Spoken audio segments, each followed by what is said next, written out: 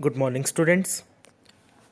Today we will start chapter 8 of civics textbook, which is a shirt in the market. Students, this chapter is for reading purpose only. No questions from this chapter will be evaluated in exams. Students, in our last lesson, lesson 7, market around us. In that chapter, we studied about markets. Last chapter में हमने क्या topics किए थे? Markets. अलग अलग तरह की markets हमने ऑब्जर्व की थी जहाँ पर हम अपनी रिक्वायरमेंट्स, अपनी बेसिक नीड्स की जो चीज़ें हैं वो हमें मिलती हैं.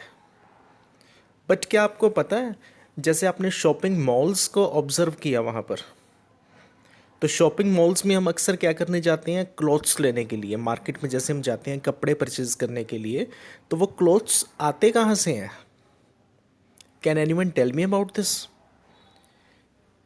In this chapter, we will discuss on the same topics. A shirt in the market.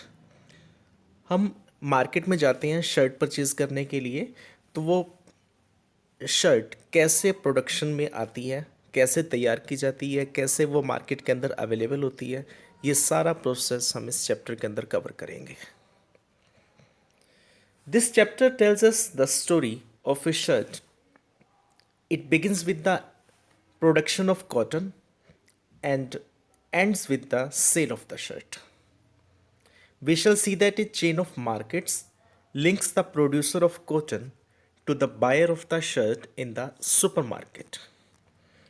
Buying and selling takes place at every step in the chain. Does everyone benefit equally from this? अब सभी लोग यहाँ पे काम तो कर रहे हैं कॉटन प्रोडक्शन से लेकर के जब तक उसको पूरी शेप दी जाती है, रेडीमेड क्लॉथ्स की शेप में जब वो आती हैं, तो क्या सभी को प्रॉपर बेनिफिट्स मिलता है? जितने भी लोग इस प्रोफेशन के अंदर साथ जुड़े हुए हैं, एग्रीकल्चर के साथ इसकी शुरुआत हो रही है, कॉटन प्रोडक्शन के साथ.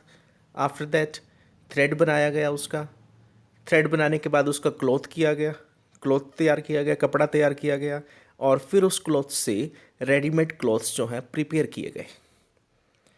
तो क्या सभी को प्रॉपर बेनिफिट मिलता है इस चीज़ के अंदर? Students, here is an example of cotton production. A cotton farmer in Kurnool.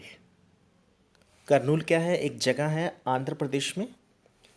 Swapna, a small farmer in Kurnool, Andhra Pradesh, grows cotton on her small piece of land. The bolls of the cotton plant are ripe and some have already burst. So Swapna is busy picking cotton. वो क्या कर रही है? Cotton तैयार हो चुकी है और वो कॉटन को कलेक्ट कर रही है.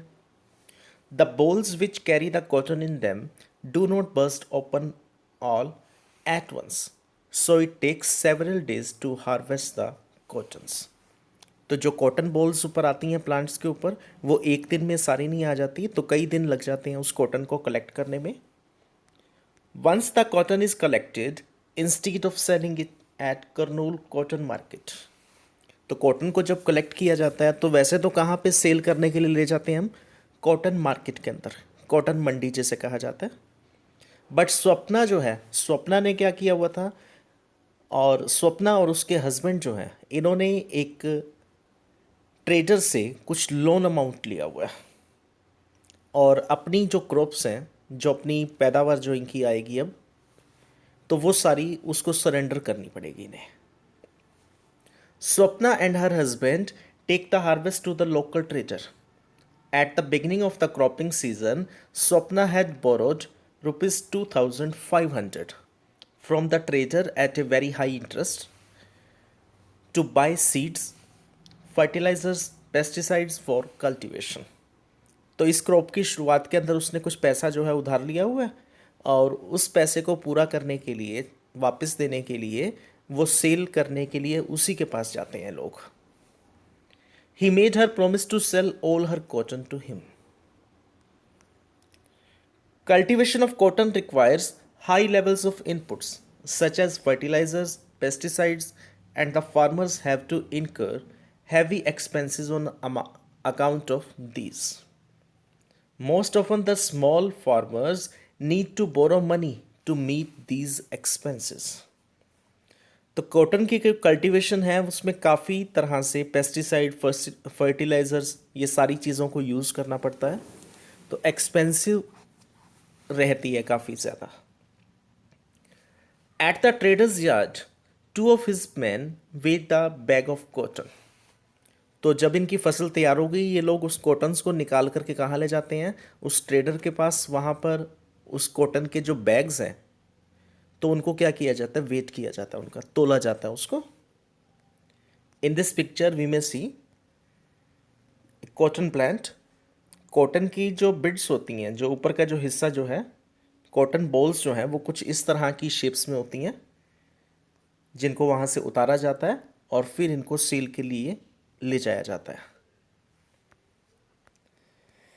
At the traders yard 2 of his men weighed the bags of cotton at a price of rupees 1,500 per quintal. The cotton fetched rupees 6,000. The trader deducted 3,000 for repayment of loan and interest and pays Swapna rupees 3,000. तो 1,500 रुपये पर quintal के हिसाब से उनकी जो cotton है उसको वेट किया जाता है, तोला जाता है, और 6,000 रुपये टोटल उनके बनते हैं. तो जिसमें से 3,000 रुपये तो वो अपने काट लेता है कि उन्होंने कुछ पैसा जो है उधार लिया था, वो अमाउंट, और उसका जो इंटरेस्ट था तो वो आधा पैसा 3,000 रुपये काट लेता है. स्वप्ना को 3,000 रुपये मिलते हैं, तो स्वप्ना क्या कहती है कि मेरी कॉटन तो काफ़ी सस्ती ले रहे हो आप, क्या रीज़न है इसका? Swapna, ₹3,000 only. And trader reply, cotton is selling cheap. काफ़ी सस्ती बिक रही है cotton. There is a lot of cotton in the market. Swapna, I have told so hard for 4 months to grow this cotton, कि मैंने तो 4 महीने बड़ी मेहनत करी है इसके ऊपर. You can see how fine and clean the cotton is this time. देख लो आप कितनी बढ़िया तरह की कॉटन हमारी है. I had hope to get a much better price, कि मेरे को तो उम्मीद थी कि कुछ अच्छा अमाउंट हमें मिलने वाला है इस कॉटन के साथ. एंड द ट्रेडर रिप्लाई, अम्मा, I am giving U a good price, कि मैं तो बहुत अच्छा रेट लगा रहा हूँ आपकी कॉटन का. Other traders are not even paying this much. बाकी के जो ट्रेडर्स हैं ना, वो लोग तो इतना भी पे नहीं करने वाले आपको. You can check at the Kurnool market if you do not believe me. अगर आपको लगता है ना कि आपको ज़्यादा रेट मिल सकता है तो आप ट्राई कर लो मार्केट के अंदर. Swapna, don't be angry, how can I doubt you. तो वो लेडी कहती है कि गुस्सा मत होइए, मैं कैसे आपके ऊपर डाउट कर सकती हूँ. I had only hoped that we would earn enough from the cotton crop to last us a few months. Though Swapna knows that cotton will sell for at least 1,800 per quintal, कि हमें तो लग रहा था कि लगभग 1,800 के आसपास तो कम से कम बिकेगी. She does not argue further. तो इस बाद में बहस जो है ज़्यादा नहीं हुई इनके अंदर, बंद हो गई बात. The trader is a powerful man in the village and the farmers have to depend on him for loans, not only for cultivation but also to meet other exigencies such as illness, children's school fees. तो ये trader जो है ना वो काफ़ी powerful person है गांव का, और गांव के लोगों को जब भी पैसा वगैरह चाहिए होता है बीमारी के लिए, बच्चों की फीस के लिए, तो वो ज़्यादातर लोग इसी के पास आते हैं.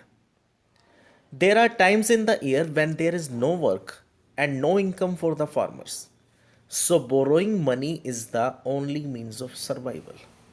अब साल के अंदर कहते कुछ दिन ऐसे भी हो जाते हैं जब बिल्कुल इनकम नहीं हो रही, तो उस टाइम पे भी यही हमारे लिए एक स्पोर्ट है कि अगर इसको नाराज़ कर देंगे तो ये हमें टाइम पे पैसा नहीं देगा खर्चा करने के लिए. इसी के सहारे तो हमारी ज़िंदगी चल रही है, सर्वाइव कर रहे हैं हम लोग. Swapna's earning from cotton cultivation is barely more than what she might have earned as a wage laborer. तो काफ़ी कम इनको जो है मिल पाता है. The cloth market of Erode. Erode जो है एक जगह है Tamil Nadu. Cloth market in Tamil Nadu is one of the largest cloth markets in the world. A large variety of cloth is sold in this market. Cloth that is made by weavers in the village around is also brought here for sale. तो जो clothes viewers तैयार करते हैं, हाथों से बुना करते थे पहले, तो वो यहाँ पर जो है तैयार किया जाता है और बेचने के लिए आता है यहाँ पर वो कपड़ा। Around the market are offices of cloth merchants who buy this cloth. और मार्केट के आसपास जो है कुछ मर्चेंट्स हैं, उनके ऑफिसेज बने हुए हैं जो ये कपड़ा खरीदते हैं। Other traders from many south Indian towns also come and purchase cloth in this market. On market days, you would also find weavers bringing cloth that has been made on order from the merchant. तो market के अंदर एक चीज़ और देखने को मिल सकती है कि जो वीवर्स हैं उनको ऑर्डर दिया जाता है मर्चेंट्स के थ्रू कि आपको इस कलर का, इस क्वालिटी का और इस साइज़ का कपड़ा जो है तैयार करना है। These merchants supply cloth on order to garment manufacturers and exporters around the country. They purchase the yarn and give instruction to the weavers about the kind of cloth that is to be made. तो वो उनको बता के जाते हैं कि आपको कैसा कपड़ा तैयार करना है, किस कलर का, किस डिज़ाइन का, किस क्वालिटी का, ये सारी चीज़ें उनको इंस्ट्रक्ट की जाती हैं पहले। Here is an picture of a shop in the Erode market, जहाँ पर वो लोग कपड़ा बेचने के लिए आते हैं। जो कपड़ा तैयार किया जा रहा है, वीवर्स को ऑर्डर्स दिए जाते हैं कि आपको जो कपड़ा तैयार करना है वो इस तरह का करना है। सारा डिज़ाइनिंग, कलर, ये सारी चीज़ें उनको पहले से ही बता दी जाती हैं।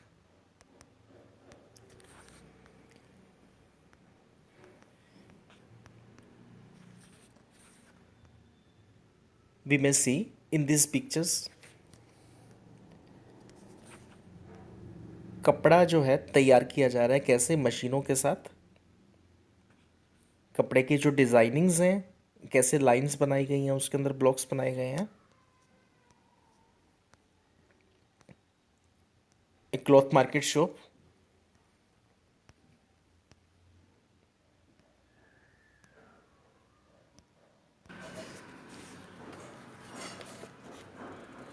Photo 1 is this is a merchant shop in the bazaar. Over the years, these traders have developed extensive contacts with garment firms around the country, from whom they get orders. These traders purchase the yarn from others. In picture second, the weavers live in villages around and take the yarn supplied by the traders to their homes, where the looms are located in sheds adjacent to their houses. तो वो लोग इनको क्या करते हैं, घर पर दे देते हैं अर्न करने के लिए, और वहाँ पर इन्होंने लूम्स लगाई हुई हैं, मशीनें लगी हुई इनके घर पर। This photograph shows A power loom in such home. ऐसी एक घर के अंदर एक मशीन लगी हुई है। The weavers and their family spend long hours working on these looms. Most weaving units have about 2 to 8 power looms on which the yarn is woven into cloth। तो जहाँ पर कपास को जो है, कॉटन से जो है क्लॉथ तैयार किया जा रहा है। एंड वैरायटी होती है काफ़ी ज़्यादा यहाँ पर। टॉवल्स हैं, साड़ीज़ हैं, शर्ट्स हैं, लेडीज़ ड्रेस मटेरियल्स हैं, बेड शीट्स हैं, काफ़ी सारी प्रोडक्शंस जो हैं यहाँ पे की जाती हैं। And in picture 3, in this picture